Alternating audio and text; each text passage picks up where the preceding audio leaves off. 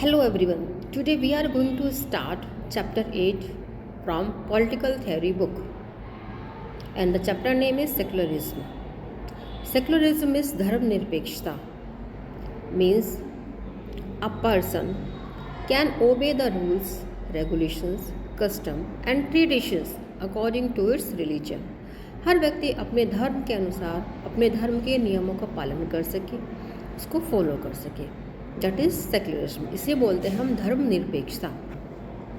मतलब किसी में भी कोई भेदभाव ना हो, किसी पर ये ना थोपा जाए कि आपको ये अपना धर्म फॉलो नहीं करना है, आपको ये धर्म मानना है. जो हम पढ़ रहे हैं सिटीजनशिप, नेशनलिज्म एंड सेक्युलरिज्म, ये हमारे 3 प्रिंसिपल हैं हमारे कॉन्स्टिट्यूशन के. Democracy also. So let's see what is secularism. Secularism is the principle of the separation of government institutions and persons mandated to represent the state from religious institutions and religious dignitaries. The term secularism was first used by British writer George Jacob Holyoake in 1851. Although the term was new, the general notions of free thought on which it was based had existed throughout history. So it is also a thought, it is also a notion. एक विचारधारा है. Secularism is a principle that mainly involves 2 basic prepositions. First, strict separation of states from religious institutions. जो religious institutions है वो state से बिल्कुल different है. जो religious institutions है वो बिल्कुल सब धर्म के अलग अलग होने चाहिए. ये नहीं कि एक स्टेट में एक है, एक स्टेट में दूसरा है. Believes of different religion are equal before law. आगे क्या बताया गया है कि अलग अलग जो रिलीजन है वो उनके जो बिलीवर्स हैं वो डिफरेंट सब सेम नहीं है कि सब एक धर्म बिलीव करते हैं. तो लॉ के सामने वो सब इक्वल है. मतलब कानून उन्हें परमिशन देता है कि वो अपने अपने धर्म को फॉलो कर सके. Separation of religion and state is foundation of secularism. State and religion are different. State different है और रिलीजन जो है वो डिफरेंट है. It ensures that religious groups don't interfere in the affairs of state.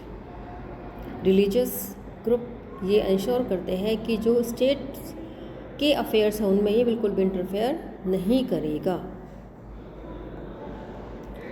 Advantages of secularism. Church और state.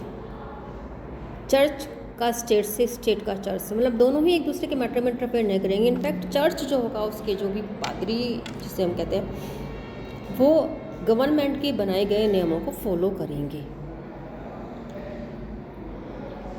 Secularism protects both believers and non believers. अब क्या है कि जो धर्मनिरपेक्षता है, जो धर्म सेक्युलरिज्म है वो दोनों को प्रोटेक्ट करता है, वो बिलीवर्स हो या नॉन बिलीवर्स हो. Secularism seeks to ensure that and protect freedom of religious belief and practice for all citizens. Secularism is not about curtailing religious freedoms. Secularism ऐसा नहीं है कि उनसे धार्मिक स्वतंत्रता को कर्टेल कर लिया जाए, छीन लिया जाए, स्नेच कर लिया जाए, बल्कि सबके धर्मों की, वो अलग अलग धर्म में बिलीव करते हैं, कोई हिंदू में, कोई सिख में, कोई ईसाई में,